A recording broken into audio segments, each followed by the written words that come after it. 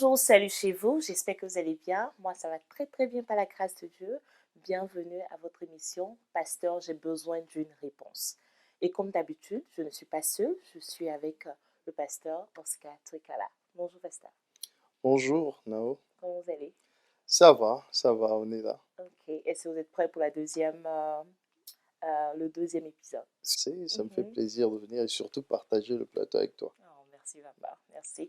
On va traiter encore deux sujets, comme on l'a Mhm. fait la dernière fois. Et les questions de cette fois-ci, c'est vraiment, comme vous le dites souvent, technique. Très, très J'espère technique. j'espère qu'on va bien, on va, pour ne pas dire s'amuser, on va passer de bons moments dans la présence de Dieu. Amen. Et je veux rappeler à tous, si vous avez des questions que vous voulez qu'on réponde, vous pouvez laisser ça en commentaire. Si vous voulez aussi participer à l'émission en donnant votre avis à des questions qui ont été posées, vous pouvez faire des petites vidéos de 1 minute ou plus et envoyer ça sur le numéro qui s'affiche sur l'écran. Donc aujourd'hui, les deux sujets, papa.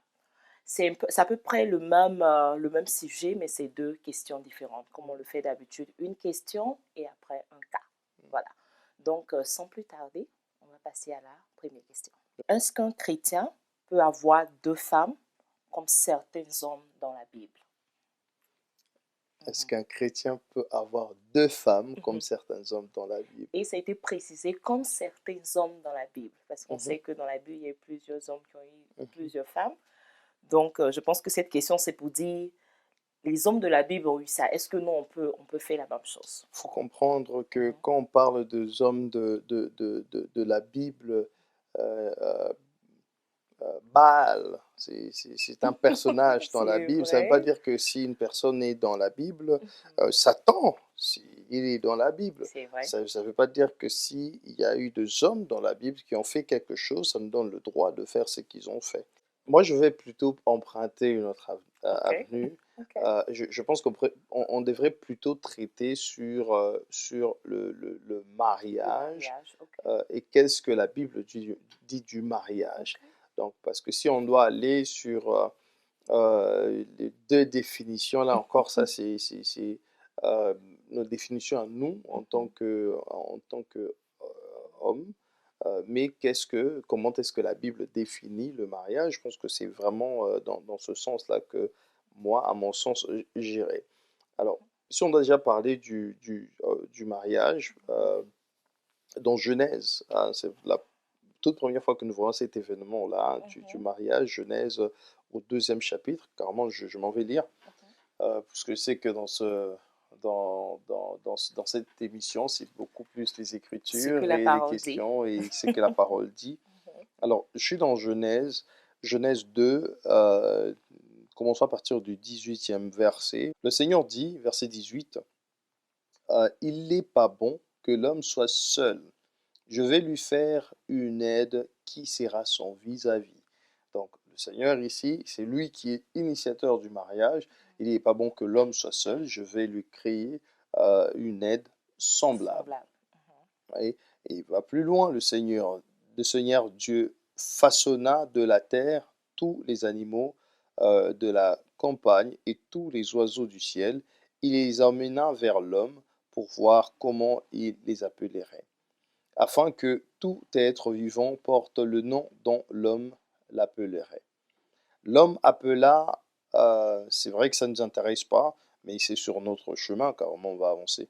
L'homme appela leur nom toutes les bêtes, les oiseaux du ciel et tous les animaux de la campagne, mais pour pour un homme, il ne lui trouva pas d'aide qui fût son vis-à-vis.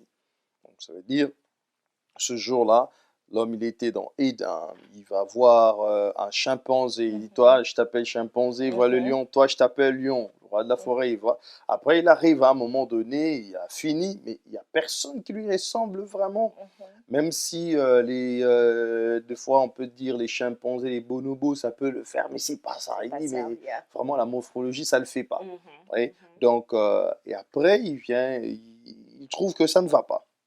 Donc on avance, la Bible dit, alors le Seigneur Dieu fit tomber euh, torpeur sur l'homme qui s'endormit. Il prit une de ses côtes et ferma la chair à sa place.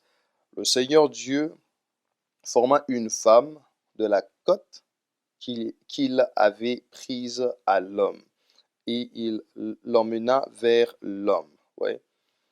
Là encore, c'est le même Adam qui disait, toi je vais t'appeler chimpanzé, toi je vais t'appeler lion, toi sauterelle, tortillon. Et moi je me dis que si c'était en lingala, on ne doit pas aller là-bas parce qu'il y a des noms vraiment bizarres. Hein. Je ne sais pas si Adam il avait fait ça en lingala, certainement pas. Mais et lorsqu'il arrive auprès de la femme, la Bible dit, l'homme dit, cette fois-ci, c'est l'os des mes os. Il n'a pas dit c'est les os des mes os. Il a dit c'est l'os, singulier, pluriel. Donc, c'est-à-dire qu'on a tiré vraiment l'os de mes os. Donc, c'est-à-dire que parmi mes os, on a tiré l'os. On n'a pas dit les os des mes os.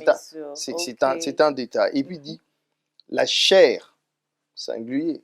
Il n'a pas dit les chairs de mes chairs. Non, il a dit la chair de ma chair. Celle-ci, on l'appellera femme, car c'est de l'homme qu'elle a été prise. C'est pourquoi l'homme quittera son père et sa mère et s'attachera à sa femme et ils deviendront plusieurs chairs.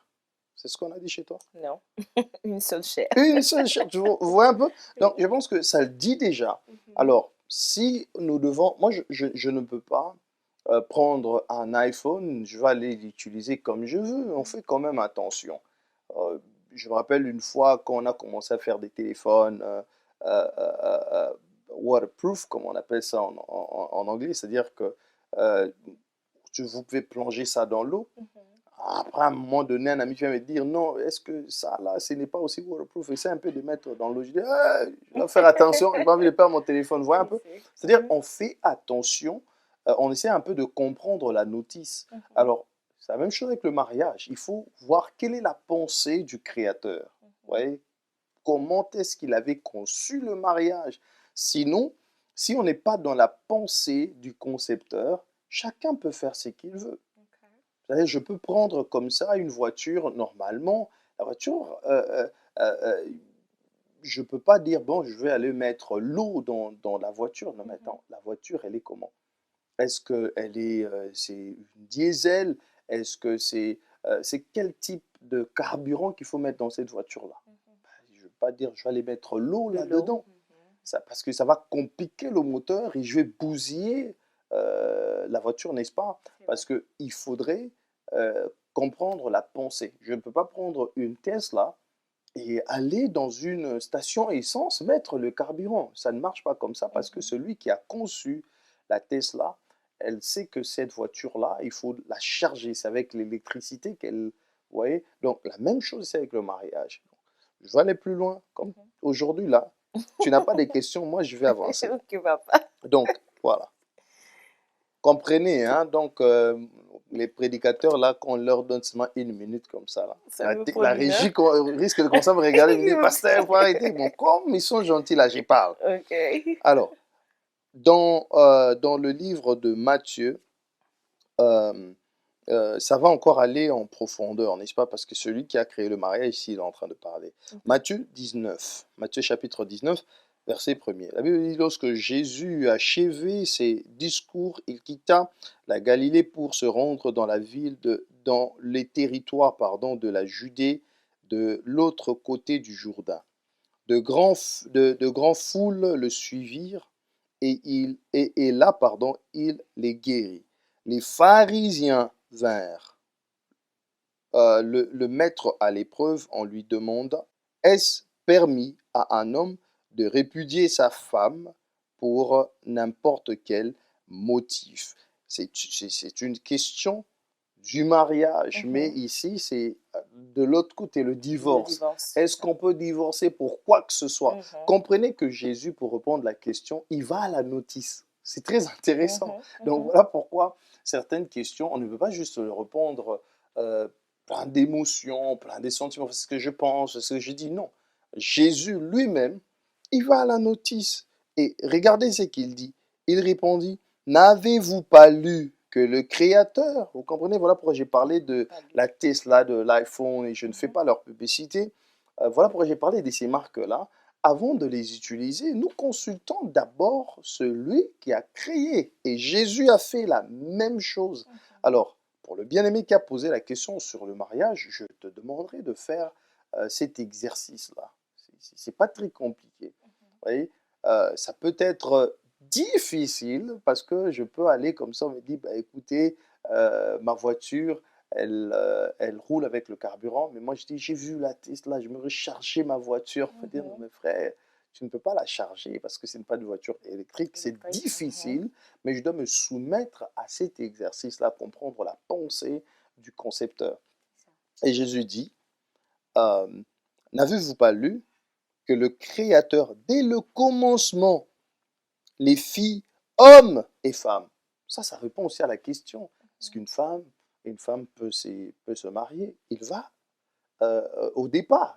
Il dit, n'avez-vous pas lu qu'il Mhm. a fait homme et Les femme? femmes. C'est-à-dire que même si je pars épouser un autre homme, God forbid, c'est un exemple. Je dis, si je devais aller épouser un autre homme, ce n'est pas un mariage, c'est autre chose. Si Mhm. une femme va aller épouser une autre femme, c'est autre chose, mais pas le Mariage. mariage. Vous comprenez? Une voiture qui n'est pas électrique, je sais pas, je mets le carburant là-dedans, j'ai fait autre chose. Ce n'est Yeah. pas du Tesla. Ouais? Mhm. Donc, Mhm. voilà pourquoi il dit, n'avez-vous pas lu dès le commencement, les filles, hommes et femmes? Les femmes. Et qu'il dit, après avoir créé l'homme, il met la femme là-bas. Il n'a pas créé Georges et Jean-Jacques Lapoivre. Non, il a créé Georges Georges et et Georgette. Georgette. Vous comprenez? Ok. Donc, il les met là ensemble et il dit ceci. C'est pourquoi l'homme, il n'a pas dit la femme quittera, il a dit l'homme quittera son père et sa mère et s'attachera à sa femme. Et le 2 et le 3 peut-être chez toi. Non, les Et deux. les 4 peut-être chez toi. Non, les Et deux. les 10 peut-être chez toi. Non, Je ne les pense pas. deux. Et chez toi, à la maison, il y a combien dans ta Bible? Les Non, mais deux. franchement, devons nous poser la Mhm. question. Il a Yeah. dit, et le 2. Le 2 deviendront une seule chair. Que l'homme ne sépare pas, c'est que Dieu a uni. Donc Amis. ici, celui qui a créé le mariage, le concepteur, il Mhm. a dit, c'est l'homme et la femme. Et il a dit, c'est un homme et une femme. Ben, si moi je viens rajouter, la Bible est claire que celui qui rajoute, qu'il soit anathème, ça veut dire qu'il soit maudit. Non, pasteur, qu'est-ce que vous dites de ces hommes de Dieu Mm. dans la Bible qui ont eu deux femmes, trois femmes? Le roi Salomon a eu plusieurs femmes. Je crois, si je ne me trompe pas, Jacob qui a eu Rachel et Mhm. Léa. Qu'est-ce que vous dites de Mhm. tout ça? Ben, faut comprendre déjà, si pour s'arrêter d'abord avec l'histoire de Jacob. Mhm. Jacob, il est allé épouser, c'était Rachel qui est Rachel. intéressée, Mhm. Jacob, mais il part, on lui passe Léa. Mhm. Alors, puisque sa femme l'intéressait, bon, il est resté là-bas. Il y a ces cas comme ça, mais ça ne veut pas dire. Jésus, je pense qu'il a répondu à cette question lorsqu'on a même parlé, si vous avancez avec cette question-là sur le divorce. Il a dit, c'est à cause des désirs de vos cœurs que Dieu a laissé ça Laissez passer. Mais passer. ça ne veut pas dire que c'est ça la pensée de Dieu. Ok. Ouais. Donc, il y a de ces personnes qui sont allées avec deux, trois, quatre, puis d'abord c'est une femme et des concubines, parce que le Mhm. mariage, déjà, là, ça veut juste dire que c'est entre l'homme et la femme. Oui. Donc, des personnes qu'on rajoute, ce sont des concubines.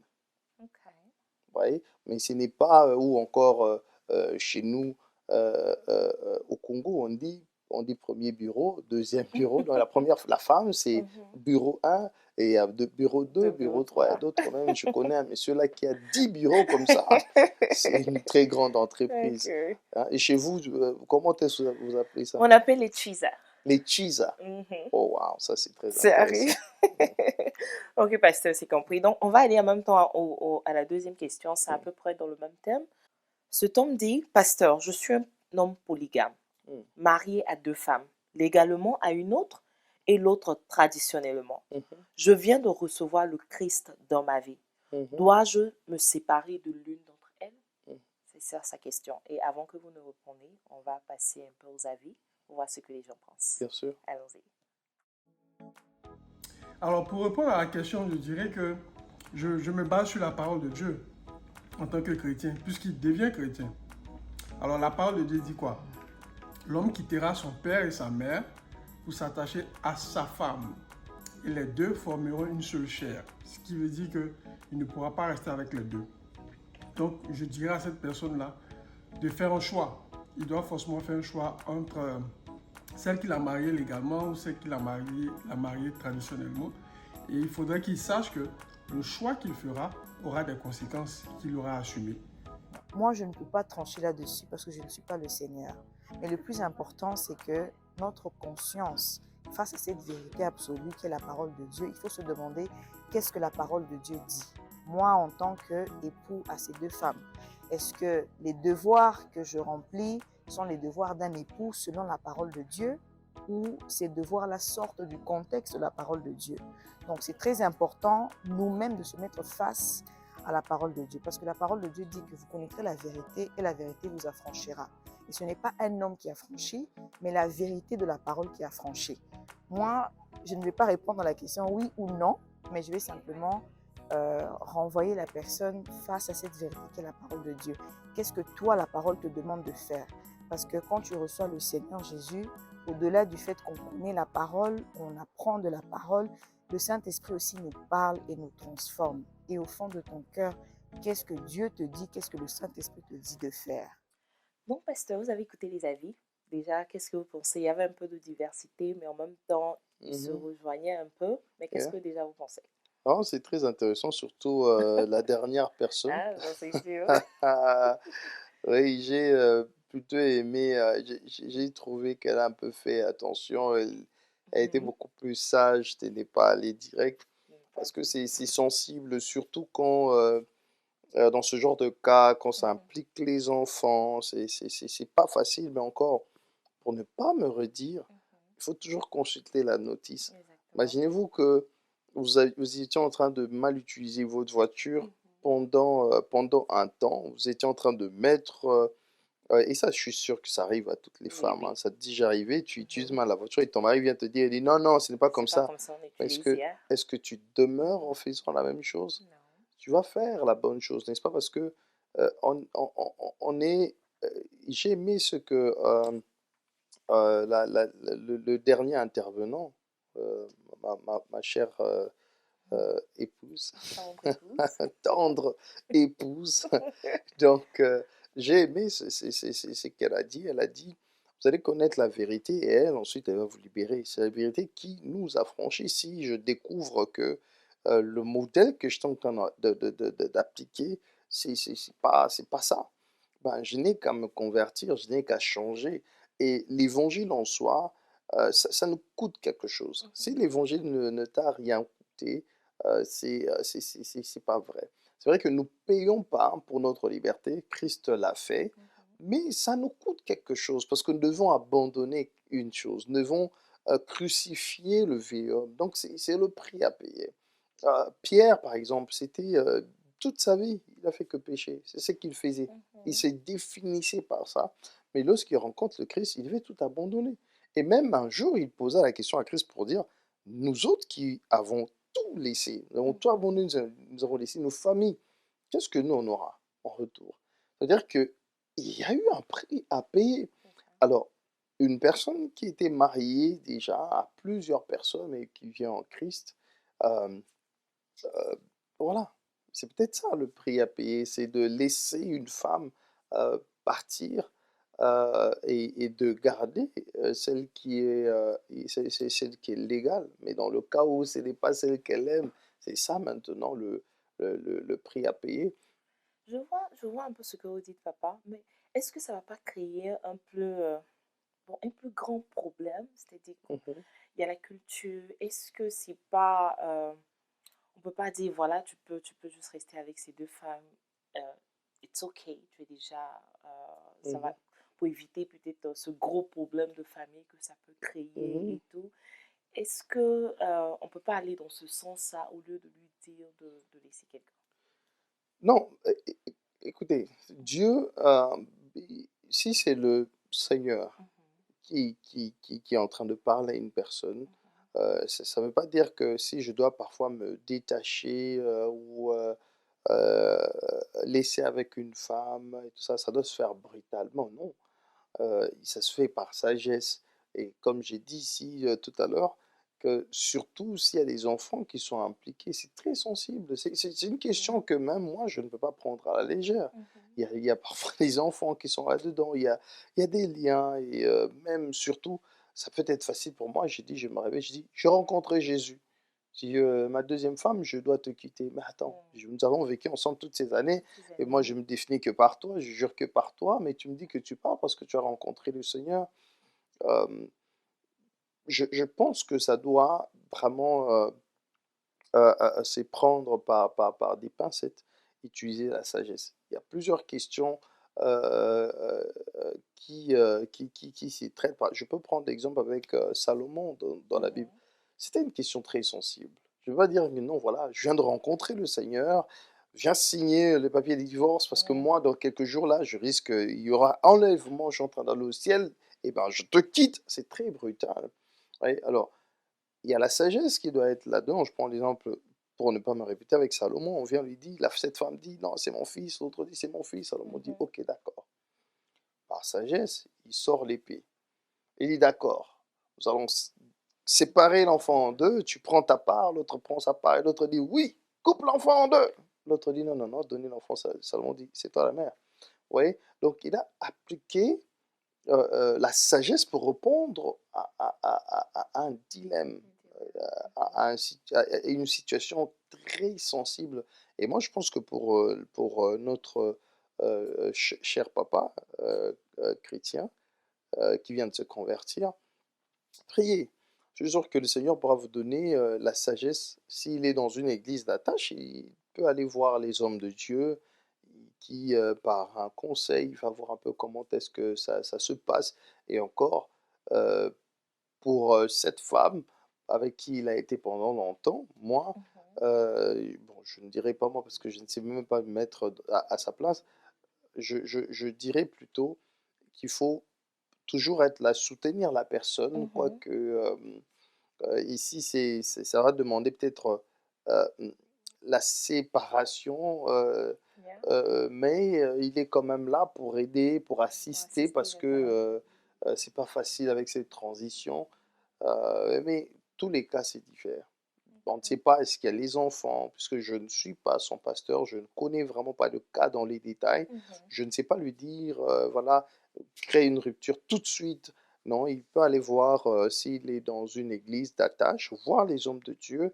Mais moi, à mon niveau, à moi, c'est que je sais, je sais dire et Mhm. que le mariage, noir sur blanc, c'est ce que nous venons de lire. Oui.